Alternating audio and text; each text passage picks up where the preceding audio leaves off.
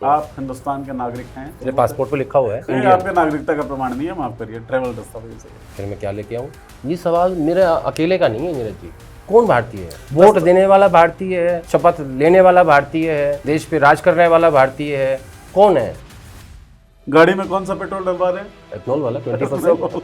नहीं, मेरे पास ऑप्शन ही नहीं है। किसी के पास नहीं है। एक आदमी को पूरा जीवन लग जाता है एक गाड़ी परचेज करने में। सपना होता है, सपना होता है उसका एक कि मेरी भी एक गाड़ी हो, और ये कह रहे हैं कि हम प्रयोग कर रहे हैं। राजनाथ सिंह सदन के अंदर खड़े होते हैं, पूछते हैं इससे बढ़िया तुम ये पूछो कि हमारे जवान सैनिकों को कोई क्षति हुई है, तो उसका उत्तर है नहीं। और 1 साल बाद लगभग सरकार मानती है कि जवान शहीद हुए थे। इससे ज़्यादा शर्मनाक बात नहीं हो सकती कि अपने देश की मिट्टी के लिए मरने के बाद भी उसको आप पहचान नहीं दे सकते ना।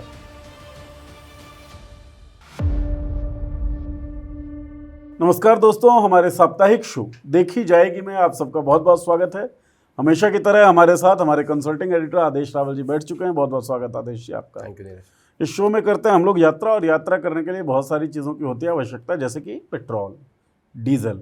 अच्छा, आप अगर दूसरे देश में जाएंगे तो पासपोर्ट की भी ज़रूरत होती है। पेट्रोल डीजल पे भी खूब हाहाकार मचा हुआ है, और पासपोर्ट जो है वो भी हेडलाइंस में है। क्यों है ये आपको बताएंगे, पर यात्रा तो करेंगे ना। तो यात्रा करेंगे हम अयोध्या धाम की।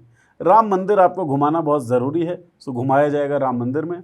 और राम मंदिर से आते हुए लखनऊ में भी हम लोग रुकेंगे, तमिलनाडु की बात भी करेंगे हम लोग।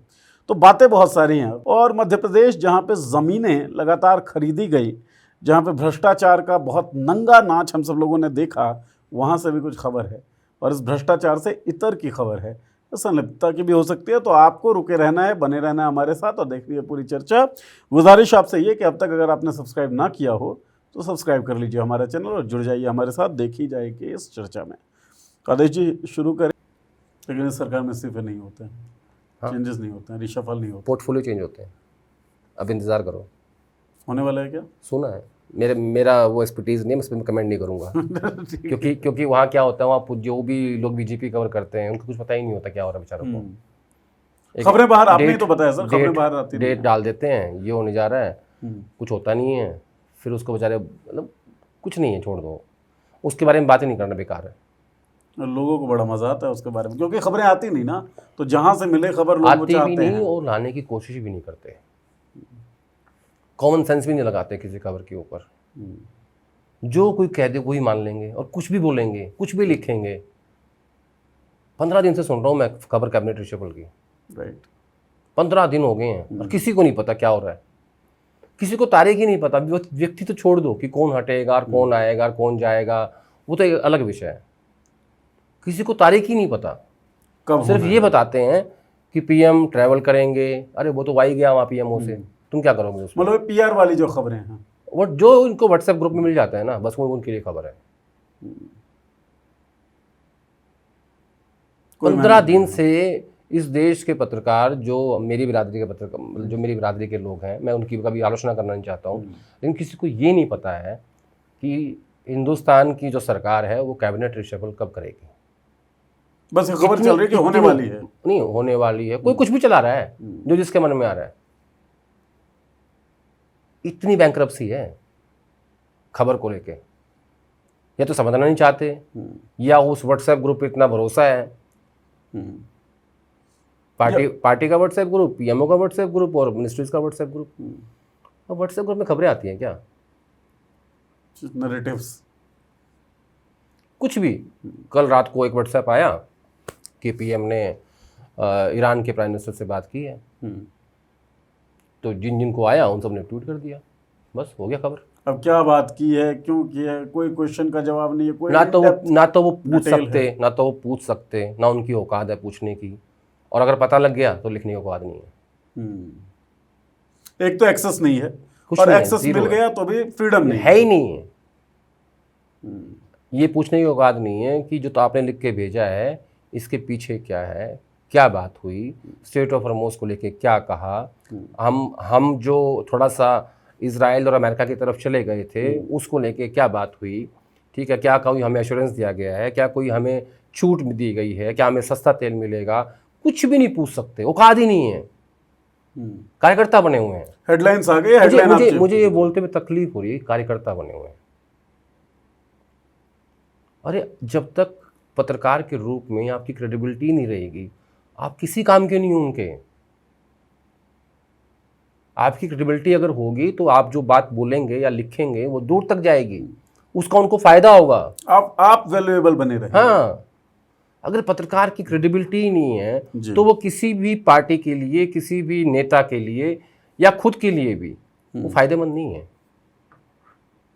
इस बात को ये समझ नहीं रहे हैं। पत्रकार को दबाया ही इसीलिए गया था क्योंकि वो वैल्यूएबल होता था। हाँ। क्योंकि उसके खबरों में दम होता था, तो उस दम को अगर निकालना है। आज जो ये चीज़ चाहते हैं कि भाई पीएम ने, अगर पीएम की कोई बात है या कोई कम्युनिकेशन है या कोई ऐसी चीज़ है जो वो पहुंचाना चाहते हैं देश तक, तो उनके पास लोग नहीं हैं, उनके पास कंपनियां हैं, अखबार हैं, चैनल हैं, व्यक्ति नहीं है जिसकी क्रेडिबिलिटी हो, जो खड़ा होकर चिल्ला के बोलेगी सुनो ये चाहते हैं प्रधानमंत्री जी, और वो गांव-गांव तक पहुंच जाए। व्यक्ति नहीं है, साधन है, साधन, रिसोर्सेज है, कंट्रोल है, लोग नहीं है। लोग तो दबाए गए, लोग तो हटाए गए, लोग तो बाहर निकाले गए। क्योंकि लोगों ने अपना खुद ही पतन कर लिया। अच्छा, किस लिए किया मेरे समझ नहीं आता। समझ में तो आता होगा, बताते नहीं आप। फ्रेटर्निटी छोड़ो यार, आज तुमने बिरादरी की बात ज़्यादा करवा दी। बिल्कुल भी नहीं करवाई है। फिर कहते हैं अच्छा छोड़िए, बिरादरी छोड़िए, कार्यकर्ता छोड़िए, आप ये बताइए आदेश जी, आप हिंदुस्तान के नागरिक हैं? हाँ, अभी तक तो हूँ। क्या मेरे पासपोर्ट पे लिखा हुआ है भारतीय, नेशनलिटी में लिखा हुआ है भारतीय, इंडियन। आपके नागरिकता का प्रमाण नहीं है, माफ करिए, ट्रैवल दस्तावेज है। फिर मैं क्या लेके आऊँ? सरकार से पूछिए और आप बताइए भाई, इतने सारे दर्शक क्या लेकर आए? भाई मेरे पास राशन कार्ड तो पहले हुआ करते थे, तो पता नहीं कहाँ है वो, मैं उस कैटेगरी में आता नहीं जी। तो मेरे पास पैन कार्ड है, मेरे पास पासपोर्ट है, टैक्स में भरता ही हूँ, ठीक है, और आधार कार्ड भी है मेरे पास। लेकिन इनमें से कोई भी इस बात का प्रमाण नहीं है कि मैं भारतीय हूँ, भारतीय नागरिक नहीं है आप, ठीक है। बर्थ सर्टिफिकेट भी है मेरे पास। तो मैं अपने आप को कैसे ये साबित करूं कि मैं भारतीय हूं? ये सवाल मेरे अकेले का नहीं है नीरज जी, ये सवाल आपको लेके भी है, और ये सवाल उन लोगों को लेके भी है जिन्होंने ये बात कही है। राइट। तो जिस विदेश मंत्रालय ने ये कहा है कि पासपोर्ट एक ट्रैवल डॉक्यूमेंट है, तो फिर आप लोग अपने भारतीय होने का प्रमाण दीजिए। सबसे पहले तो आप लोग दीजिए। राइट। और जब आप दे देंगे तब देश दे देगा,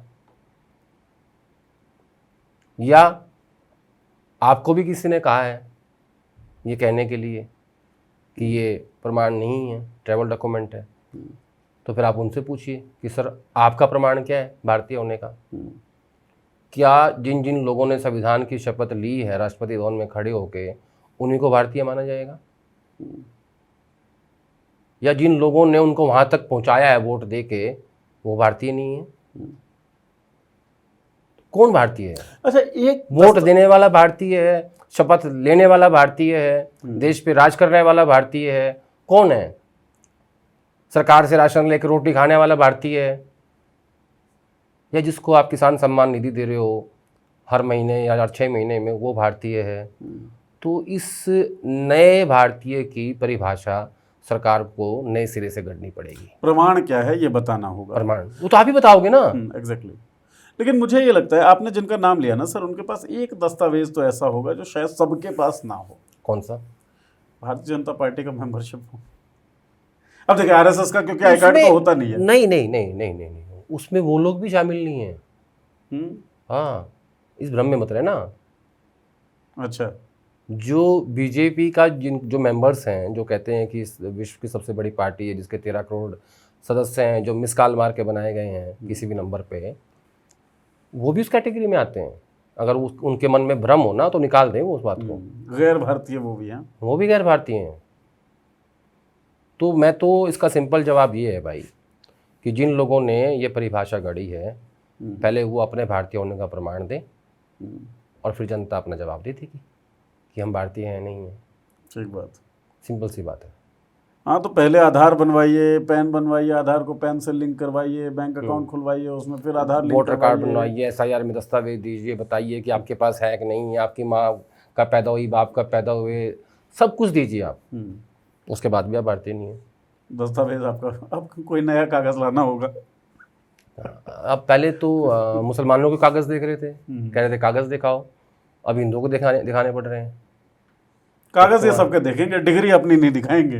बहरहाल इस पे बहुत ज़्यादा लंबा हम लोग भी खींचे नहीं सर। अयोध्या से बात शुरू की थी, मुझे लगा लखनऊ एक बार घुमाते हैं।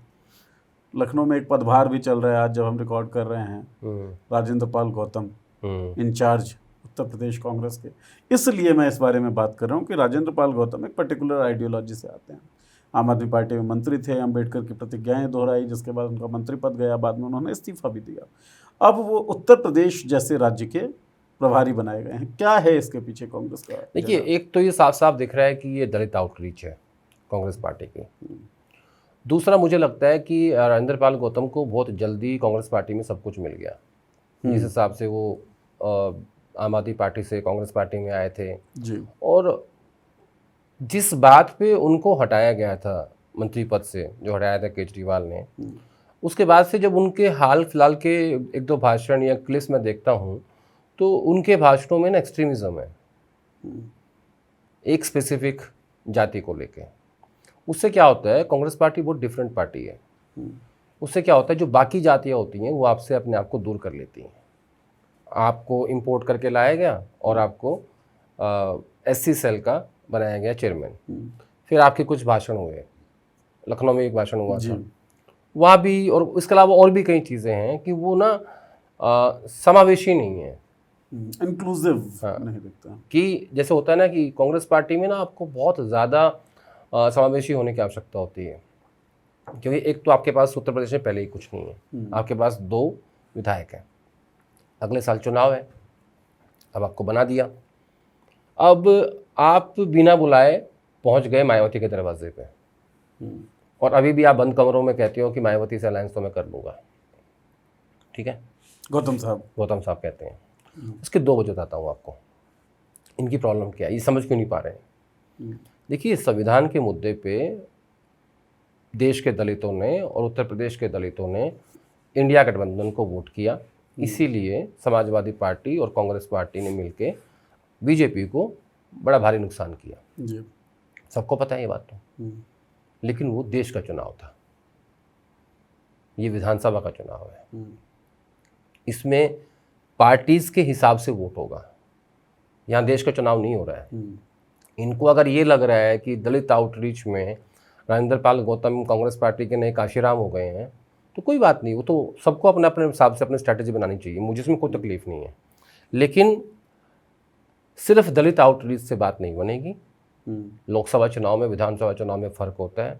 देश का दलित, आदिवासी, मुस्लिम, OBC, ये लोग दोनों चुनावों में अलग सोचते हैं और अलग वोट डालते हैं। ठीक है, अब आपका साथी है समाजवादी पार्टी, अखिलेश यादव, जो 8 जून की इंडिया अलायंस की बैठक में भी आए थे और जिन्होंने ये कहा कि भाई हम तो चिल्ला चिल्ला के बोलते हैं कि हम इंडिया अलायंस का हिस्सा है, लेकिन कांग्रेस पार्टी के नेता नहीं बोलते। उन्होंने राहुल गांधी को ये बात कही। अब इनका जो मैसेज है वो ज़्यादा जा रहा है मायावती की तरफ। इनको ये बात समझ नहीं आ रही है कि बीजेपी जिस तरीके से रूल कर रही है देश में और जिस हिसाब से मायावती चुप बैठी है घर पे, उसका कारण क्या है। वो कभी भी मायावती को अखिलेश का और कांग्रेस पार्टी का अलायंस होने नहीं देंगे, बल्कि वो इंश्योर करेंगे कि 200 सीटें तो वो अपने हिसाब से बांट लें और 200 हम उनकी बांटेंगे मायावती के सिंबल पर, क्योंकि सिंबल के वोट्स तो हैं। ये है। और जो वोट मायावती को नहीं आया था 2024 के लोकसभा चुनाव में, मुझे लगता है इस बार उनको वो वोट मिलेगा। सर मैं ये नहीं कहता सारा मिलेगा, पर कुछ हिस्सा मिलेगा। आपने जो एक बात कही अभी कि राजेंद्र पाल गौतम बंद कमरों में ये बात कहते हैं कि मायावती से तो मैं गठबंधन करवा लूंगा, तो एक तरफ उत्तर प्रदेश के प्रभारी ये बात कह रहे हैं कि मायावती से गठबंधन करवा लूंगा, दूसरी तरफ अखिलेश यादव के जन्मदिन पर राहुल गांधी ट्वीट करते हैं कि PDA की लड़ाई हम सब लोग मिलकर साथ में लड़ेंगे। आज ही तो है, आज ही, हाँ, एग्जैक्टली। हाँ। तो इन दोनों को कैसे देखा जाए फिर, जो आपका सबसे बड़ा नेता है? राजेंद्र पाल गौतम को ये समझना होगा कि उनकी जो लीडरशिप है, उनके जो नेता हैं राहुल गांधी और खड़गे साहब, वो क्या सोच रहे हैं, उनकी स्ट्रैटेजी क्या है, रणनीति क्या है, वो कैसे चुनाव में जाएंगे। ठीक है, ये ना जैसे जब वो मायावती के घर चले गए और फिर वहाँ से उनको मिलने से मना कर दिया गया, फिर वापस आए, उस बात से सीखे नहीं। इनको भी टाइम लगेगा कांग्रेस पार्टी के कल्चर में ढलने में। लेकिन इतना बड़ा पद मिल गया तो क्या पता स्ट्रेटजी वहीं से आ रही हो, या फिर आपको लगता है कि इतने मतलब उत्तर प्रदेश जैसे राज्य का प्रभारी जो है वो स्ट्रेटजी को फॉलो ना उत्तर कर रहा प्रदेश के होगा? साथ ना मैंने हमेशा एक्सपेरिमेंट्स देखे हैं कांग्रेस पार्टी के लिहाज से, अच्छा, ये भी उनमें से एक है। ठीक। इसका मैंने बड़ा सटीक और छोटा जवाब दे दिया आपको। ठीक है, आपने, और मैं हमेशा आपको कहता हूँ प्रॉम्प्ट भी दे देते हैं, तो एक्सपेरिमेंट से आपने मुझे एक क्वेश्चन याद दिलवा दिया, तो वो मैं आपके ऊपर फेंक देता हूँ सर। गाड़ी में कौन सा पेट्रोल डलवा रहे हैं? पेट्रोल एथनॉल वाला 20%। नहीं, मेरे पास ऑप्शन ही नहीं है। किसी के पास नहीं है। किसी के पास नहीं है। तो फ्यूल टैंक वगैरह में दिक्कत भी आती है क्या? कई मैकेनिक्स बता रहे हैं कि गाड़ी नहीं, खराब अभी हो तक जाती तो है। अभी तक तो नहीं आई, क्योंकि नहीं है। गाड़ी नहीं है इसलिए। लेकिन जिस हिसाब से रिपोर्ट्स आ रही हैं, और दूसरा कल जब सुप्रीम कोर्ट में सरकार ने ये कहा कि ये एक प्रयोग है, एक्सपेरिमेंट है, हम देख रहे हैं इसका रिजल्ट अगले 1 साल के अंदर आएंगे कि भाई क्या एथनॉल के कारण कार में, आपकी कार में कोई डैमेज हो रहा है क्या, उसके इंजन में या किसी और जगह पे। तो भाई ये जो प्रयोग हैं ये आपको लोगों पे क्यों करने हैं? प्रयोग करने के लिए लेबोरेटरी होती है। राइट। अब प्रोडक्ट आप मार्केट में उतारने से पहले पहले करो ना। आप सरकार हो, आप इतना बड़ा तंत्र हो, आप देश चलाते हो, आप 50 गाड़ियां रखो अपने पास, उनमें एथनॉल डालो, आप 20% डालो, आप 50% डालो, आप 100% डालो, ठीक है। आपने एक्सपेरिमेंट किया, उसके बाद एक रिपोर्ट आपने बनाई कि 20% डालने से डैमेज नहीं हो रहा है, 30% डालने से हो रहा है, 50 से ज़्यादा हो रहा है और 100% ज़्यादा हो रहा है, ठीक है। आपने अब रिपोर्ट बनाई, उसके बाद आपने वो देश के सामने रखी, संसद में रखी या कमेटीज़ में रखी, पार्लियामेंट की, जहाँ भी उसकी आवश्यकता है आप रखो उसको, और फिर कहो देश को कि देखो अब हम तैयार हैं, हमने पूरा स्टडी कर लिया है, 20% एथनॉल और पेट्रोल मिक्स होने से कोई नुकसान आपकी गाड़ी को नहीं होगा। लेकिन हमारे में प्रयोग कर रहे हैं। अरे एक आदमी को पूरा जीवन लग जाता है एक गाड़ी परचेज करने में। सपना होता है, सपना होता है उसका एक कि मेरी भी एक गाड़ी हो, और ये कह रहे हैं कि हम प्रयोग कर रहे हैं। ये सब समझ से बाहर है। हम सब लोग चूहे हैं। हाँ, कॉकरोच तो चल ही रहा है। था ना, जब हम स्कूल में पढ़ते थे तो बायोलॉजी की लैब में वो कहते थे आओ एक्सपेरिमेंट करना है, मेंढक काटना है। इन्होंने वो बना दिया हमें। आप हिंदुस्तान की जनता पे एक्सपेरिमेंट कैसे कर सकते हो? क्या जवाब है इस बात का? और इसका रिजल्ट अगले साल में आएगा भी नहीं आ रहा है। और 1 साल बाद अगर रिजल्ट ये आता है कि हाँ भी गाड़ियां खराब हो रही है, इंजन डैमेज हो रहे हैं, मुआवजा देंगे? वो कौन, किसका मुआवजा? मध्यम वर्गीय परिवार तो ये सिर्फ उसको क्या बोलते हैं, उसको निचोड़ते हैं बस, ये हर तरीके से हाथ में पकड़ा देंगे ताली थाली बजाते। आप व्यक्तियों पे प्रयोग के लिए सरकारी तंत्र को इस्तेमाल करो, इस देश की जनता पे एक्सपेरिमेंट मत करो। लेकिन क्या है ना, हम लोगों को भी तो आदत होगी है ना प्रयोग करवाने की। शुरू मजबूरी में किए थे, अब मजा आ रहा है। नहीं, 8 रुपये बढ़ गए, बढ़ गए कोई बात नहीं। बोलो 100 रुपीज़ चला गया था कच्चा तेल डॉलर के हिसाब से पर बैरल। बोला हाँ, फिर तो बनता ही था। बोला 72 हो गया। बोला कोई बात नहीं। बोला आप एक्सपेरिमेंट हो रहा। बोला कोई बात नहीं। सब हिंदू बन के बैठे हुए हैं, खुशी उसी में मिल रही है, और वहाँ हिंदुओं का राम मंदिर जो है वो लूटा जा रहा है। और कह रहे हैं कि हिंदुओं का पैसा हिंदू लूट रहे हैं। उसमें भी खुश हो। तुम्हें चिंता करने की आवश्यकता नहीं है। देखो पिछली बार महमूद गजनी ने लूटा था मंदिरों को, जो मुस्लिम था। अब्दुल पंचर लगा रहा है। तुम इसमें खुश रहो। तुम खुश रहो, हिंदू का पैसा हिंदू लूट रहा है, वो ठीक है। और उसमें पूरा सामाजिक न्याय भी है। उनको ठीक कर रखा है। अरेस्ट किए गए लोगों में सामाजिक न्याय भी पूरा है। बहरहाल अब राज्य घूमते हैं अलग अलग। उत्तर प्रदेश हम घूम लिए, Madhya Pradesh of the record आप कुछ बता रहे थे सर। कुछ नहीं, अरुण यादव वहाँ के अध्यक्ष, पूर्व अध्यक्ष हैं कांग्रेस पार्टी के। उनका ट्वीट पढ़ रहा था मैं अभी शो में बैठने से पहले। तो कह रहे थे कि उन्होंने राहुल गांधी से अपील की है कि यहाँ जो है इंटरनल फाइट बहुत ज़्यादा चल रही है मध्य प्रदेश के अंदर, और मुझे लगता है कि अगर आपको संघ की विचारधारा से लड़ना है तो हमें एकजुट होना पड़ेगा और आपके इंटरवेंशन की आवश्यकता है। सत्ता है नहीं, फिर मोटा लबोलुआब ये था उस ट्वीट का। तो सत्ता है नहीं फिर भी लड़ रहे हैं। 15 साल पहले बार थे, उसके बाद 1.5 साल के लिए आए, फिर वापस बीजेपी आ गई, और उसके बाद फिर बीजेपी आ गई, फिर मोहनलाल जी आ गए, यादव जी आ गए। तो सीखते नहीं हैं अपने कर्मों से, अभी भी लड़ रहे हैं। और कमलनाथ जी हैं वहाँ ऑलरेडी, दिग्विजय सिंह हैं। कल एक प्रेस कॉन्फ्रेंस चल रही थी जिसमें वो कह रहे थे कि मेरा जो मतलब था कहने का वो जीतू पटवारी को लेकर नहीं था, मैंने दूसरे संदर्भ में बात कही किसने थी। कही ये बात? दिग्विजय सिंह ने प्रेस कॉन्फ्रेंस की, साथ में जीतू पटवारी बैठे हुए थे। उन्होंने कहा कि मेरा जो संदर्भ था वो हमारे अध्यक्ष को लेकर नहीं था, ये मेरे पुत्र समान है और मेरा संदर्भ कुछ और था। तो ऐसे करके स्पष्टीकरण चल रहे हैं और किस बात को लेकर ऐसे ही और भी कई चीज़ें चल रही हैं। किस बात? मतलब बेसिकली क्या है कि वहाँ कांग्रेस पार्टी आपस में लड़ रही है। इतना बड़ा विषय मिला है आपको मुख्यमंत्री की ज़मीन का, बेनामी का नहीं है, नाम वाली ज़मीन का आपको इतना बड़ा मुद्दा मिला है, जिसको विज्ञापन के जरिए पूरी मीडिया को शांत कर दिया गया है। बड़े भारी विज्ञापन दिए गए हैं और आप लोग जो है वो आपस में ही लगे। विज्ञापन के जरिए मीडिया को शांत किए जाना समझ में आता है कि कैसे हो जाती होगी, लेकिन वो कौन सा जरिया है जिससे ऑपोजिशन भी शांति दिख रहा है? मैं वही तो कह रहा हूँ, इनको कौन सा विज्ञापन मिल रहा है? हाँ तो कौन सा अब ये तो आप बताएंगे ना। यही तो बात चल रही है अंदर कि आपको कौन सा विज्ञापन मिल रहा है कि जो आपस में जूते बजा रहे हो, लड़ते क्यों नहीं हो सामने जाके बीजेपी से? ये तो सवाल है। हाँ, आप तो जवाब देते हैं। इसका जवाब अभी आया नहीं है, आएगा। छुपा के रख रहे हैं या बता रहे हैं? देखिए मैं ना जवाब खुद नहीं बनाता, हाँ वो टीवी मीडिया वाला काम नहीं मेरी अपनी मैन्युफैक्चरिंग नहीं है जी। हाँ, जब जवाब बन जाएगा हम देश को बता देंगे।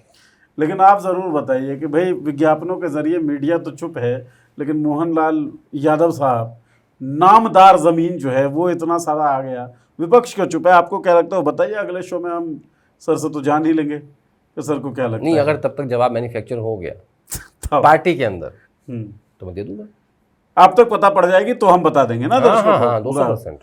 उधेड़ हम के नहीं छुपाएंगे कुछ भी। ठीक है। सेवा दल में भी एक अपॉइंटमेंट हुई है, श्रीनिवास जी को भेजा गया है, तो क्या सेवा दल को रिवाइव करने का मकसद है? उससे ज़्यादा महत्वपूर्ण ये है कि जिसने बर्बाद किया सेवा दल को, उसको आपने वहाँ से हटा के उड़ीसा का इंचार्ज बना दिया, लालजी देसाई। जिस सेवा दल का बंटा धार कर दिया। महेंद्र जोशी एक नेता है मध्य प्रदेश के, बड़े सज्जन व्यक्ति हैं, बहुत पढ़े लिखे आदमी हैं, विद्वान आदमी, जो कमी होते हैं राजनीति में, वो इसके अध्यक्ष होते थे सेवा दल के। तब तक ही जिंदा था। फिर एक होनहार व्यक्ति को लाया गया गुजरात से चुन के, गुजरात की धरती से, अंबानी, अडानी, महात्मा गांधी, पटेल की धरती से, मोदी की धरती से, अमित शाह की धरती से, और उन्होंने आके इस सेवा दल को ऐसा बर्बाद किया कि उसका नाम रह गया बस, सेवा और दल। उसका भी संधि विच्छेद हो गया। अब श्रीनिवास क्योंकि यूथ कांग्रेस के अध्यक्ष रहे हैं, कामयाब रहे हैं, ऑक्सीजन मैन रहे हैं, और उनको ये जिम्मेदारी दी गई है, मुझे लगता है कि एक अच्छा अपॉइंटमेंट है, और कम से कम 6 महीने देने चाहिए उनको। उसके बाद हम उनके रिपोर्ट कार्ड पे बात कर सकते हैं। तो ये जो अपॉइंटमेंट है सेवा दल वाली, राहुल गांधी के स्टाइल ऑफ पॉलिटिक्स पे भी हम लोगों ने बातचीत की थी, क्या उसी का एक हिस्सा है ये? नहीं, अभी नहीं कह सकते उसके इस बारे में कुछ भी, लेकिन इतना मैं कह सकता हूँ कि ये एक मरे हुए संगठन को जिंदा करने की एक अच्छी कोशिश है, और हमें श्रीनिवास को कम से कम 6 महीने देने चाहिए। 6 महीने में वो क्या कुछ, कौन सी छड़ी चलाएंगे, कौन सी घुमाएंगे, उसके बाद हम अंदाज़ा लगाएंगे कि सेवा दल कहाँ खड़ा हुआ है। लेकिन आज की डेट में खड़ा नहीं हुआ, लेटा हुआ है। ये मैं आपको गारंटी से कह सकता हूँ, और ये मोदी की गारंटी जैसी गारंटी नहीं है, ये मेरी गारंटी है। जैसे टीवी मीडिया लेटी हुई है वैसे सेवा दल, ये मेरी गारंटी से कह सकता हूँ मैं आपको कि लेटा हुआ है। महेंद्र जोशी के बाद इस संगठन का जो हाल हुआ है ना, ये सिर्फ कागजों में रह गया। उड़ीसा भी लेटने वाला है क्या फिर? वो तो पहले से लेटा हुआ था, इसीलिए भेजे गए हैं। अब वो दफन होगा। अच्छा ठीक है। ऑपरेशन, मैं इस बात से हैरान रहता हूँ कि क्यों नहीं परफॉर्मेंस बेस अपॉइंटमेंट्स होते। छोटी से छोटी कंपनियों में होता है, छोटी कंपनी में होते हैं। आपकी परफॉर्मेंस रिवाइज की जाती है, देखा जाता है आपने कितना काम किया, टारगेट अचीव किया नहीं किया, बेसिक अटेंडेंस है या नहीं है, ठीक है। और आपके अंदर वो एक क्या होते हैं उसकी, मतलब एक लड़ने की एक होता है ना, एक ज़ील होती है कि हाँ मुझे कुछ करके दिखाना है, वो है नहीं है। पता नहीं ये पार्टी कैसे चलती है, ढूंढ ढूंढ के लेके आते हैं डमी बना के कि जो बिल्कुल सबसे नकारा हुआ ना उसको लाके बैठा देंगे। मतलब मैं हैरान होता हूँ उनके अपॉइंटमेंट्स के ऊपर कि आप क्या कर रहे हो। कुछ अपॉइंटमेंट्स आप किसको चुन के कहाँ ला रहे हो? देखिए, मैंने पिछले हाल के दिनों में जो साउथ में हुआ है, जो दक्षिण भारत में राहुल गांधी ने किया है, मैंने उसकी बहुत तारीफ की है। मैंने आपके कई शोज़ में बोली ये बात कि चीफ मिनिस्टर को चुनना हो, अलायंस करना हो, ठीक है, उसमें अच्छी अपॉइंटमेंट्स हुई हैं। लेकिन अब जब ये कुछ अपॉइंटमेंट्स अभी AICC की हुई हैं और जो पंजाब का हाल मैं देख रहा हूँ, फिर से आप उसी पे आ गए हो वापस लौट के। क्यों नहीं कर रहे आप? मतलब संगठन के लिहाज से अच्छा काम जो है वो ऐसा है कि तुक्के में हो गया तो हो गया, नहीं, वरना तुक्के रूटीन में यही नहीं, है। तुक्के में नहीं, मतलब मुझे लगा था शायद गाड़ी पटरी पे आ गई है, वो फिर से नीचे उतर गई है। गाड़ी और अब वो उतर के उस पे नहीं है जहाँ वो नीचे वो पड़े होते हैं, पत्थर पड़े होते हैं, वो खेत में आ गई है पटरी से। तो गाड़ी का जो होगा वो तो पंजाब होगा। पंजाब का हाल आप मतलब गजब ही कर रखा है। इतने हफ्ते तो हमें बात करते हो गए हाँ। सर, अब मुझे लगा पंजाब का अलग से 4 हफ्ते से बात कर रहे हैं हम लोग। राइट। और मैंने लिखना छोड़ दिया उसके बारे में, मैंने ट्वीट नहीं किया पंजाब पे। मुझे मतलब जब इनको खुद ही अपनी चिंता नहीं है तो हम काहे को लिखें? ठीक बात है, God helps those who help themselves. ठीक है। कई हफ्तों तक एक विषय की चर्चा से मुझे एक विषय याद आया है, इस पे आप बड़े वोकल रहे हैं और बहुत कुछ आपने बोला है उसके बारे में। ऑपरेशन सिंदूर, राजनाथ सिंह सदन के अंदर खड़े होते हैं, पूछते हैं इससे बढ़िया तुम ये पूछो कि हमारे जवानों को कोई क्षति पहुंची या नहीं पहुंची, उसका जवाब है ना। और 1 साल बाद लगभग सरकार मानती है कि जवान शहीद हुए थे। 1 साल 17 दिन बाद। मैंने कहा ना, आप इसमें वोकल रहे हो, लगातार बोलते रहे, दिनों का आप यार, अगर इस देश के लिए कोई जवान सर्वोच्च बलिदान देता है, वो शहीद होता है और उसको मरने के बाद, अपने देश की मिट्टी के लिए मरने के बाद भी उसको आप पहचान नहीं दे सकते ना, तो आपसे कुछ नहीं दे सकते। इससे ज़्यादा शर्मनाक बात नहीं हो सकती कि आप हर चीज़ छुपाते हो। आपसे सवाल पूछे गए कि भाई क्या जहाज़ गिरे, आपने वो बात छुपाई।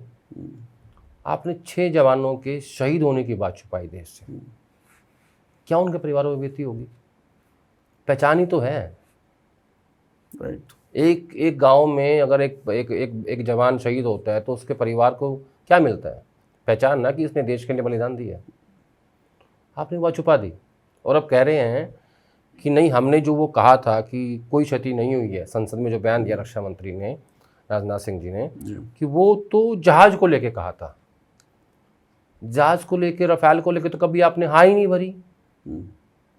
वो तो सुब्रमण्यम स्वामी ने बोला, वो तो अमेरिका ने बोला, ट्रंप ने बोला कि जहाज गिरे। आपने तो आज तक नहीं बोला ऑन रिकॉर्ड। लेकिन ऑपरेशन सिंदूर के दौरान अगर आपके 6 जवान शहीद हुए जिन्होंने देश के लिए सर्वोच्च बलिदान दिया, और आप उनको उनकी पहचान नहीं दे पा रहे हो, बता नहीं पा रहे हो कि ये हमारे 6 जवान देश के लिए शहीद हुए हैं, तो इससे ज़्यादा शर्मनाक बात कुछ हो नहीं सकती। लेकिन सोशल मीडिया पे जब कोई ये बात कर रहा था ना, तो कहता नहीं नहीं देखिए, आर्मी जो है उसने तो बता ही दिया था, ये आ गया था, वो आ गया था, और कुछ जगहों का रेफरेंस दिया गया। देश के प्रधानमंत्री, देश के रक्षा मंत्री, देश के होम मिनिस्टर, देश का सदन, देश के विदेश मंत्री और देश की सदन में ये लोग क्यों नहीं बता पाए? क्या हो गया था?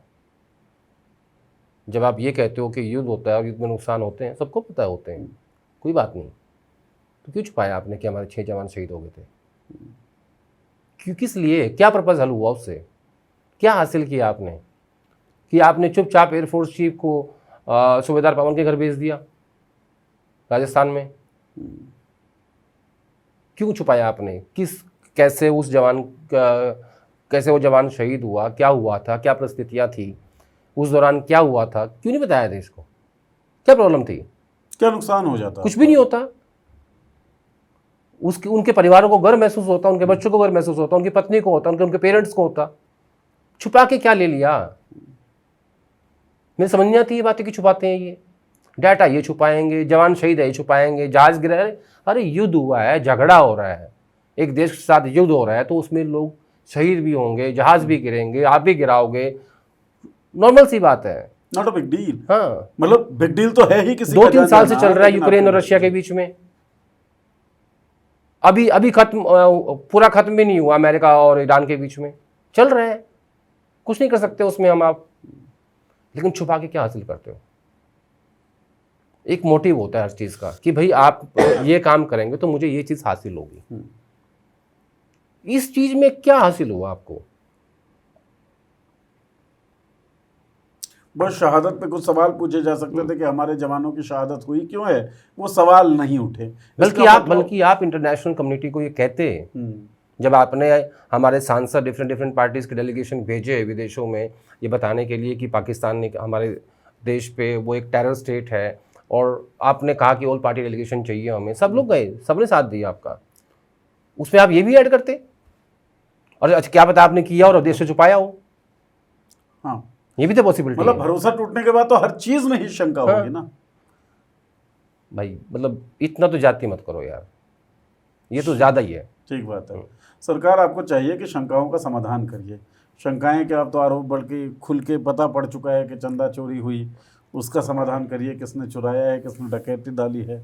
और जो चीज़ें आपको पता रहती हैं, जवानों की शहादत अगर हुई तो सदन में आप बोलते तो उन परिवारों का थोड़ा सा ढांढस बढ़ता ही, अच्छा ही लगता है, जिन्होंने अपने बेटों को खोया है, जिन्होंने अपने परिवार वालों को खोया है। छिपाने से हासिल कुछ होगा नहीं, लेकिन चलिए, छिपाना आपकी फितरत से बन गई है। कई चीज़ें हमने छिपाते हुए देखा है, आपको आदेश जी ने तफसील में बातें बताई ही हैं। जय सिया राम। जय सिया राम, जय श्री राम, प्रभु राम, अलग अलग नाम हैं। राम राम जहाँ से आदेश जी आते हैं वहाँ पर राम का नाम जो है लगभग पूरे भारतवर्ष में लिया तो जाता ही है। राम के प्रति आस्था जो है वो करोड़ों लोगों की है, और आस्था ही है जिसके कारण गरीब से गरीब आदमी फुटपाथ पर सो जाता है, लेकिन मंदिर दर्शन करने जाता है आदेश जी तो दान पत्र में कुछ ना कुछ डालता है। आपको उससे दिक्कत है? ट्विटर पे आपने लिखा है कि भाई दान मुझे कोई दिक्कत नहीं है, आस्था का सवाल है। और अगर गरीब आदमी फुटपाथ पे सोता है, अगर वो दान पेटी में दान डालता है, उसके पास ना हो तब भी, तो आप सोचिए कि कितनी बड़ी आस्था है हिंदुस्तान के लोगों की अपने अपने धर्म को लेके। ऐसा नहीं है कि सिर्फ मंदिरों में होता है, गुरुद्वारे में उससे ज़्यादा होता है, मस्जिदों में होता है, चर्चेज़ में होता है, हर जगह जहाँ जो लोग, जो जिस जाति धर्म के लोग अपने अपने जहाँ उनकी आस्था है वो उसको लेके अपने घर में कटौती करेंगे, कुछ भी करेंगे, लेकिन उस आस्था को बनाए रखने के लिए लोग अपनी गाड़ी कमाई में से मंदिर में दान देते हैं, गुरुद्वारे में देते हैं, मस्जिद में देते हैं, चर्चेज़ में देते हैं, जहाँ जिससे जो बनता है वो सब उसमें कंट्रीब्यूट करने की कोशिश करता है। राइट। तो उस आस्था को क्यों कुचला जा रहा है? बेसिकली आप इस देश के जो आम जनमानस है, जो हिंदू है, जिनकी आस्था है, मैं अब मैं स्पेसिफिक अयोध्या की बात कर रहा हूँ, क्योंकि जब हमने एक व्यापक बात की तो बोला गया, लेकिन क्योंकि मामला चंदा चोरी का है और जुड़ा हुआ है सीधा अयोध्या के राम मंदिर से, तो आप यहाँ पे सीधे सीधे हिंदुओं की आस्था पर बुलडोजर चला रहे हो। वो अपनी आस्था के तहत भगवान राम के मंदिर में जाके जो भी दान दें, जो जिसकी श्रद्धा है, जो जिसका जितना भी वो कर सकता है, हर आदमी करता है, क्योंकि ये इसमें दिखावा नहीं होता। राइट। ये आप अपने दिल से करते हो, आप मन से करते हो, और आपको पता होता है या भगवान को पता होता है। लेकिन आपकी उस आस्था को कुछ चंद लोग मिल के कुचल रहे हैं, चुरा रहे हैं। डकैती है ये। देखिए, ये चोरी का सवाल नहीं है, ना ही ये पैसे का सवाल है, ये आस्था का सवाल है, भरोसे का सवाल है, विश्वास का सवाल है। और भगवान के घर में चोरी कर रहे हो, इससे बड़ा पाप क्या होगा? ये तो मुझे समझ में आता है कि लोग डराते हैं धर्म का नाम लेके और उसका फ़ायदा उठाते हैं, वो तो हम सुनते आ रहे हैं, इस पर कई मूवीज़ भी बन चुकी हैं, चर्चा भी होती है समाज में। हर तरह के लोग हैं, बहुत से लोग हैं जो नहीं मानते, नास्तिक हैं, बहुत से लोग मेरे जैसे कि मानते हैं कि भगवान है, मैं मानता हूँ और मेरी आस्था भी है। लेकिन जब कुछ चंद लोग जो ठेकेदार हैं राम मंदिर ट्रस्ट के, चाहे वो संघ के हैं, चाहे वो वीएचपी के हैं, चाहे वो बीजेपी के हैं, किसी के भी हैं, चाहे किसी दूसरी पार्टी के हैं, किसी को कोई अधिकार नहीं बनता कि इस तरीके से भगवान के घर में चोरी करें और लोगों की आस्था को, और ख़ास तौर पर हिंदुओं की आस्था को, उसको आप कुचलने का काम करें, उससे उनके लोगों को ठेस पहुँचे। आस्था का सवाल तो ऐसा है, और आस्था का मामला ऐसा है। मैं अयोध्या गया था, रिपोर्ट्स दर्शकों ने देखी भी होंगी कुछ। जब मैंने पूछा कि दान दिया क्या आप लोगों ने, तो लोगों ने कहा हाँ दान तो कौन नहीं देता है, दान हमने दिया।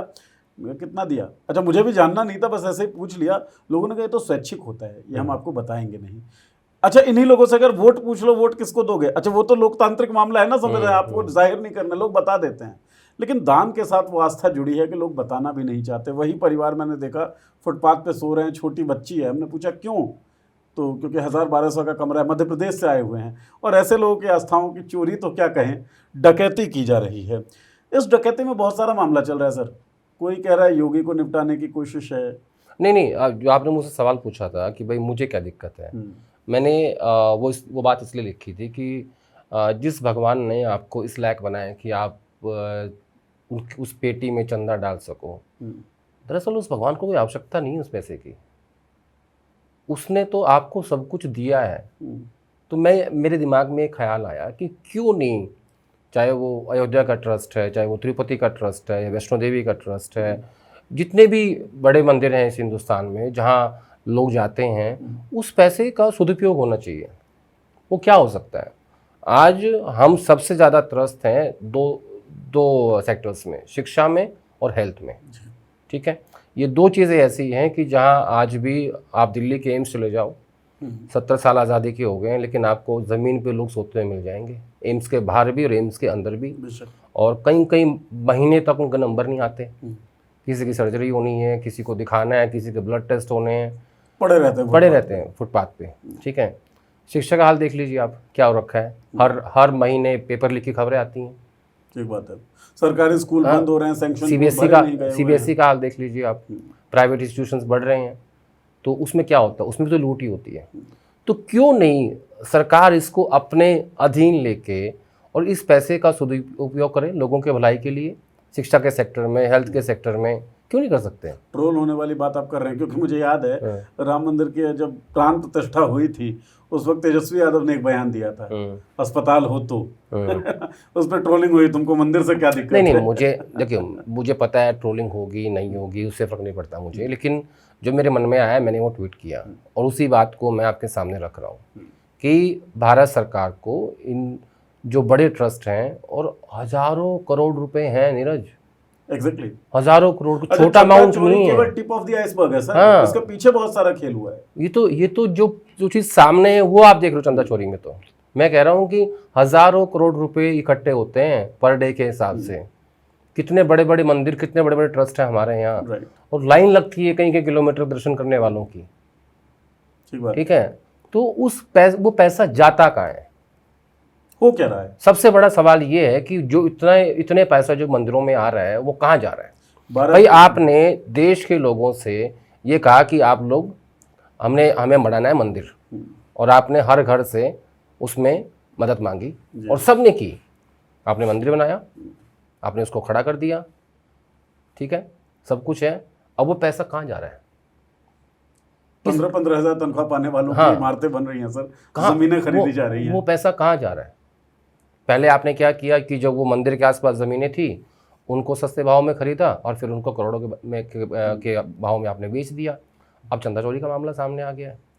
तो इस पैसे के सदुपयोग के लिए मैंने वो बात कही थी, जो कि जो टैक्स का पैसा वो कहाँ जा रहा है? सड़क बन रही हैं, फ्लाईओवर्स बन रहे हैं, ठीक है, गांव में जो मैं देख रहा हूँ कि किसान सम्मान निधि में पैसा जा रहा है, विकलांग पेंशन में जा रहा है, बुजुर्ग की पेंशन में जा रहा है, ठीक है, और भी कई तरह की और आजकल तो हर राज्य में महिलाओं के खाते में पैसे जा रहे हैं, ठीक है। लाभार्थी स्कीम्स, तो बेसिकली बेनिफिशियरी जो स्कीम्स हैं ये रूरल इकोनॉमी में कंट्रीब्यूट कर रही हैं। और जो हाल हमारी अर्थव्यवस्था का है, अगर ये आप इससे माइनस कर दोगे तो रूरल इकोनॉमी क्लैप्स कर जाएगी, और जब वो क्लैप्स करेगी ना, तो आपके देश की अर्थव्यवस्था जो अभी दिख रही है खड़ी हुई, वो ताश के पत्ते हैं, वो बिखर जाएंगे। सिर्फ इतना ही करना है आपको, सब नीचे मिलेगा। ठीक बात है। तो उस पैसे को भी तो लगाओ कहीं देश के विकास में, वेलफेयर में, लेकिन कोई लगा नहीं सकता। क्यों नहीं लगा सकता? कोई जो सरकार का मुखिया ये बात कह देगा कि मुझे इस ट्रस्ट का या इस मंदिर का या इस धाम का पैसा देश के लिए चाहिए, उसके खिलाफ ये सब लोग हो जाएंगे, A to Z। तो चोरी में भी A to Z, मंदिर से लेके मस्जिद तक सब खिलाफ हो जाएंगे। जब आपने ये कहा कि हमें मस्जिदों की जो वो ज़मीन है वक्फ बोर्ड वाली, उसको अपने हिसाब से कंट्रोल करना है, ठीक है, आपने वहाँ तो कह दिया, आप इधर नहीं कह पाओगे, हिम्मत ही नहीं होगी। क्योंकि यही लोग हैं जो सत्ता बनाते और बिगाड़ते हैं। इनसे आपको डर लगता है। ठीक बात है। धर्म का डर सबसे बड़ा डर है हिंदुस्तान में। और ये तो सरकारी धर्म की है। इस सरकार की सबसे बड़ी खासियत क्या है? धर्म। ये आपको एहसास करा रहे हैं कि आप हिंदू हो और आप खतरे में हो। अच्छा, एक चीज़ आपने कहा, कोई सरकार का मुखिया ये बात नहीं कह सकता कि इस धाम का पैसा मुझे चाहिए, मैं देश में लगाना चाहता हूँ। जो लोग ऐसा बात कर रहे हैं उनके लिए भी सोशल मीडिया पे एक नैरेटिव चल रहा है कि इन लोगों को तो अधिकार ही नहीं है इस बारे में बात करने का। चंदा देने वाला हिंदू, मानने वाला राम भक्त और चुराने वाला भी राम भक्त, तो तुम काहे बीच में बोल रहे नहीं, हो? उसका इससे बेहतर ऑल्टरनेट क्या हो सकता है कि हिंदू का पैसा हिंदू चुरा रहा है, आपको क्या मतलब है? हाँ, ठीक, मैं वही तो कह रहा हूँ। तो ये ना नैरेटिव लेके आते हैं।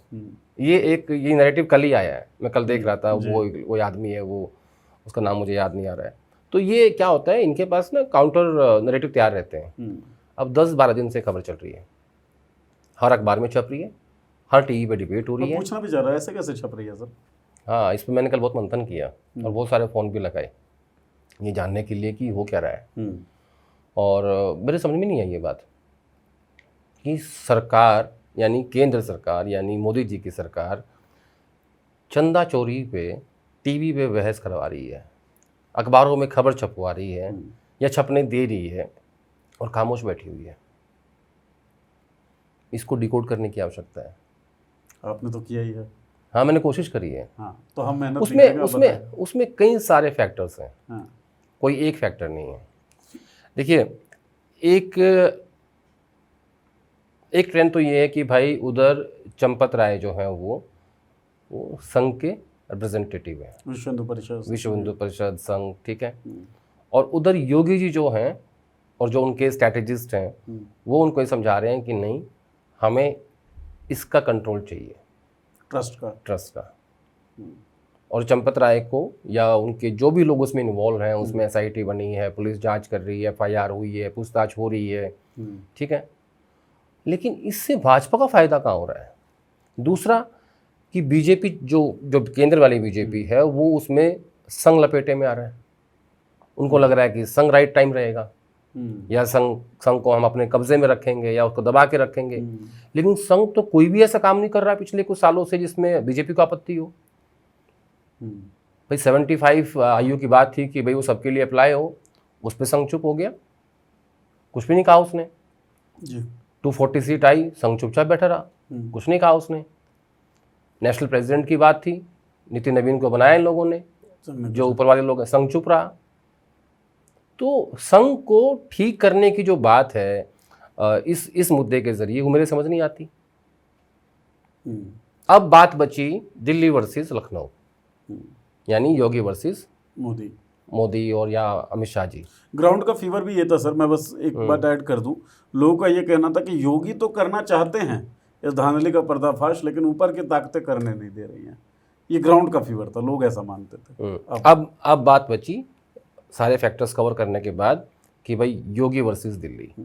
अब योगी वर्सेस दिल्ली जब मैं कहता हूँ तो योगी वर्सेस मोदी नहीं हो सकता। अच्छा, ऐसा क्यों? क्योंकि मोदी इन सब चीज़ों से ऊपर है। लड़ाई है कि कौन डिफैक्टो नंबर 1 होगा। मैं ऐसा मानता था कि बंगाल चुनाव की जीत के बाद अमित शाह ने जवाब दे दिया है कि अब जो लड़ाई है वो ख़त्म हो चुकी है और अब मैं ही नंबर 1 हूँ मोदी जी के बाद। लेकिन ये लड़ाई जाती नहीं है, ये रहेगी जब तक इस बात का फैसला नहीं हो जाता कि मोदी जी का सक्सेसर कौन है। अंतिम बॉल तक मैच खेला जाएगा, वो खेला जाएगा।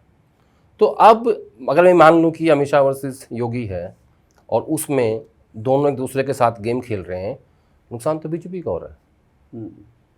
देश में जो ये चंदा चोरी का परसेप्शन जा रहा है, अगर 4 घरों में भी गया तब भी तो नुकसान होगा ही ना। तो व्यक्तियों से तो बड़ी है पार्टी, लेकिन इस मामले में देखिए मोदी के सामने छोटी है बीजेपी, लेकिन अमित शाह और योगी से बड़ी है बीजेपी। और आप कह रहे हैं लड़ाई मोदी की है भी नहीं? नहीं, लड़ाई मोदी की नहीं है। मोदी इन सबसे बहुत ऊपर है। देखिए, मैंने कई बार आपके शो में कहा, रिपीट कर देता हूँ, 20-22% की बीजेपी आज 38 से 40% पे है ना, जस्ट बिकॉज ऑफ मोदी। 15-16% वो मोदी का है, 17-18% वोट मोदी का है। सबसे बड़ा चैलेंज ये होता है, ये होगा आने वाले टाइम में बीजेपी के सामने, जिस दिन प्रधानमंत्री मोदी अपना पद छोड़ेंगे, अगर वो ऐसा फैसला करते हैं तो, हमें नहीं पता, ठीक है। तो क्या अमित शाह और योगी में कोई ऐसा नेता है जो बीजेपी के अपने वोट बैंक में 15 से 18% वोट बैंक खुद के दम पे ऐड कर सके।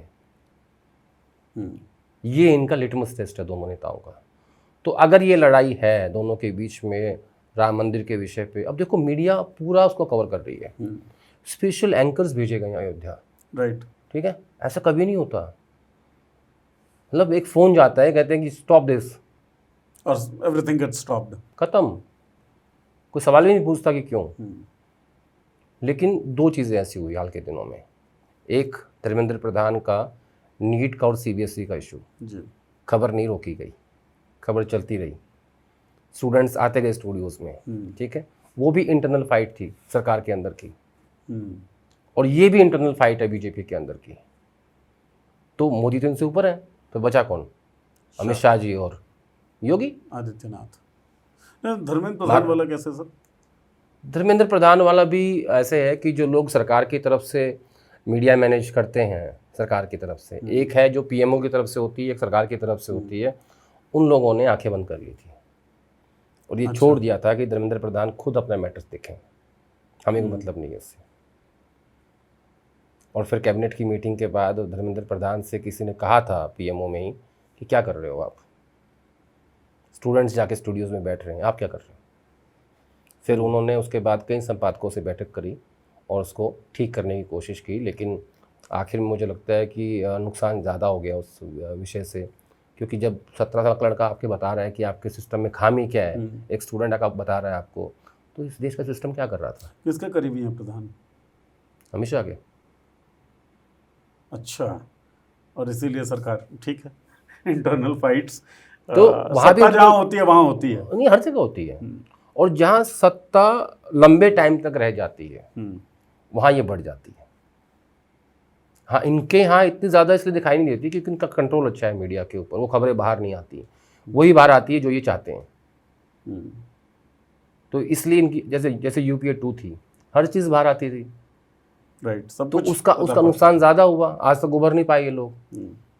अब ये बात इन्होंने सीखी कि मीडिया का इस्तेमाल कैसे करना है, अब ये जो चाहते हैं वही बाहर आता है, और जितना चाहते हैं उतना ही आता है। लेकिन क्या आपको लगता है ये जो पूरा मसला है, क्योंकि ये केवल राजनीतिक मसला नहीं है, बीजेपी के लिए केवल राजनीतिक मसला हो सकता है वो राम मंदिर, लेकिन चंदा चोरी के आरोप या राम के नाम पर जितनी भी धांधलियाँ हुई हैं, ज़मीन से लेकर चंदे तक अब जो पता पड़ रही है, इसमें इन्होंने चलिए चाहा होगा कि ये मामला बाहर आ जाए, आपको लगता है नुकसान ओवरऑल ही होगा? क्योंकि मसला तो आस्था का है ना। देखिए, ये लोग ना बहुत कैलकुलेटिव हैं और सब हिसाब लगा के बैठते हैं। इनको पता होता है कि इतने दिन ये खबर चलेगी, इसका ये इम्पैक्ट होगा, लगातार इनके सर्वेज होते रहते हैं। तो मैंने इस पर कल काफ़ी मंथन किया, इतना मैं करता नहीं हूँ, ज़्यादा कर लिया मैंने कल। अच्छा, तो ऐसा तो है नहीं कि इन्होंने गुणा भाग नहीं किया होगा, बिल्कुल किया होगा।